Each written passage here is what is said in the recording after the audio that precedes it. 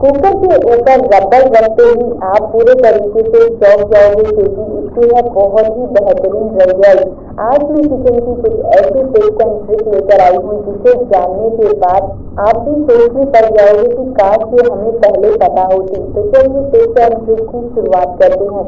यहाँ पर हाल ही में मैंने एक नई कढ़ाई ली थी और कढ़ाई के ऊपर ये स्टिकर काफी ज्यादा परेशान कर रहा था क्योंकि नॉर्मली मैं इसे हटा नहीं सकती थी। अगर इसको नॉर्मली हटाती तो इसके ऊपर जो स्टिकर है वो पूरे तरीके से अच्छे से नहीं हटता। तो इसे हटाने के लिए मेरे पास एक बहुत ही कमाल की टिप है। तो आपको क्या करना है, कढ़ाई को जो है गैस पर रख देना है और गैस की फ्लेम को जो है ऑन कर देना है। आप गैस की फ्लेम को जैसे ही ऑन करोगे आप देखोगे कि ये जो स्टिकर है वो अपने आप ही रिमूव होना शुरू हो जाएगा। तो ये देखिए, आपको ज्यादा हीट देने की जरूरत नहीं है, बस आपको थोड़ा ही इसे हीट पर रखना है और किस तरीके से आप देख सकते हैं कि ये जो स्टिकर है वो आसानी से रिमूव हो गया है। तो है ना कमाल की टिप। इस तरीके से आप भी अपने घर पर स्टिकर को हटा सकते हैं नए बर्तनों का। है ना बहुत ही कमाल की टिप। मेरी अगली टिप है यहाँ पर कुकर को लेकर।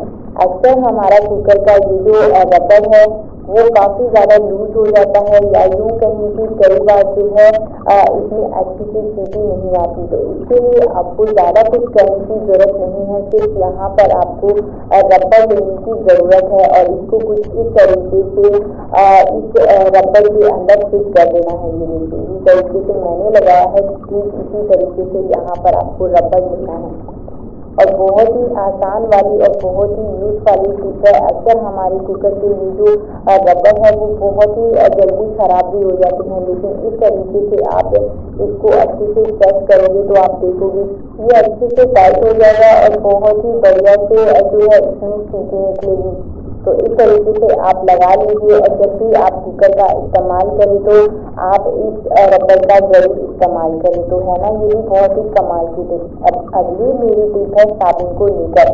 आपके घर में कोई भी साबुन रखी होती है वो उसमें आपको कुछ इस तरीके से कील डालनी है। अब आप सोच रहे होंगे कि भला साबुन में कील कौन डालता है, तो चलिए वो भी बता देती हूँ।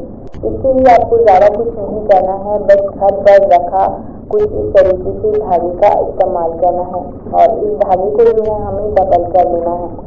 ये देखिए, धागे को डबल करने के बाद में आपको इसे हल्का सा चिपका लेना है हाथों की मदद से ही।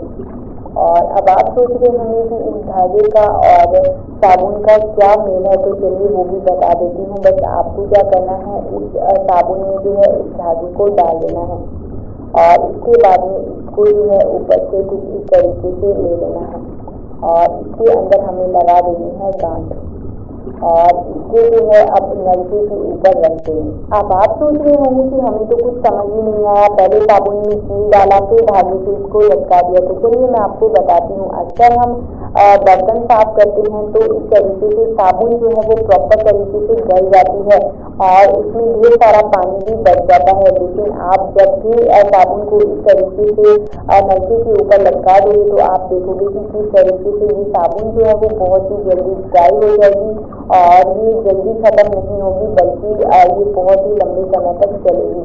तो आपको आज की ये टिप्स एंड ट्रिक्स कैसी लगी मुझे कमेंट करके जरूर बताना। Bye bye friends.